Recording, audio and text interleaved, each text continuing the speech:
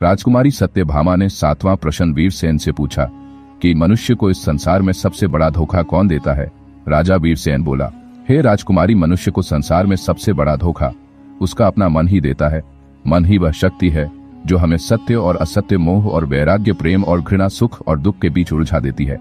मनुष्य सोचता है कि बाहरी दुनिया उसे धोखा देती है, लेकिन वास्तव में बाहरी दुनिया केवल एक दर्पण मात्र है। जो कुछ मन में है वही संसार में प्रकट होता है। राजा वीरसेन का जवाब सुन राजकुमारी सत्यभामा बोली, बहुत खूब राजन, अब मेरे 8वें प्रश्न का उत्तर दीजिए। अगर सुख और दुख दोनों ही अस्थायी हैं, तो फिर मनुष्य दुख से इतना डरता क्यों है और सुख को पकड़ कर रखना क्यों चाहता है। राजा वीरसेन कहता है, हे राजकुमारी, क्योंकि मनुष्य अज्ञानता के कारण यह भूल जाता है कि संसार में कुछ भी स्थायी नहीं है। यह संसार परिवर्तनशील है। सुख और दुख दिन और रात की तरह एक दूसरे के पूरक हैं, लेकिन मनुष्य सुख को पकड़ कर रखना चाहता है और दुख से बचना चाहता है, क्योंकि जब मनुष्य सुखी होता है तो उसे लगता है कि संसार पर उसी का नियंत्रण है। वह मान लेता है कि उसका भाग्य अच्छा है और जैसा वह चाहता है सब कुछ वैसा ही हो रहा है और हमेशा सब कुछ वैसा ही रहेगा, लेकिन यह उसका सबसे बड़ा भ्रम है।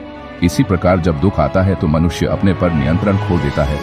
उसे लगता है कि सब कुछ बर्बाद हो रहा है, जबकि वास्तविकता यह है कि सब कुछ बर्बाद हो रहा है, जबकि वास्तविकता यह है कि दुख भी उतना ही अस्थायी है जितना सुख। राजकुमारी, हे राजन, क्या यह संसार हकीकत है या केवल एक भ्रम है। राजा वीरसेन बोला, सुनो राजकुमारी, यह संसार अस्थायी है, इसलिए इसे पूर्ण रूप से वास्तविक नहीं कहा जा सकता। जो चीज स्थायी नहीं होती वह भ्रम होती है। उपनिषदों में कहा गया है, ब्रह्म सत्यम जगन मिथ्या, अर्थात ब्रह्म सत्य है, यह संसार माया है। हे राजकुमारी, हम जो भी देखते हैं वह केवल 5 इंद्रियों तक सीमित है।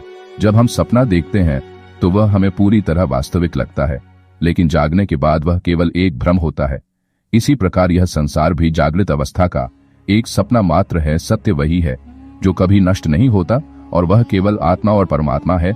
राजा का जवाब सुन राजकुमारी सत्यभामा बोली, हे राजन, अगर आत्मा और परमात्मा ही सत्य है तो मनुष्य को जन्म से पहले और मृत्यु के बाद का कुछ भी याद क्यों नहीं रहता।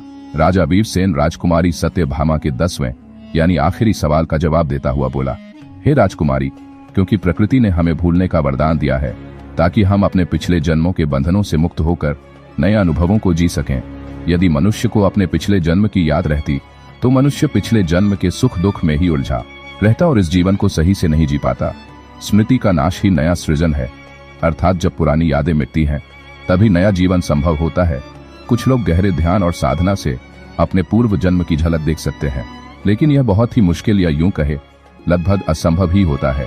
मृत्यु के बाद आत्मा नए शरीर में प्रवेश कर जाती है और एक नया जीवन आरंभ होता है। अगर मनुष्य को सब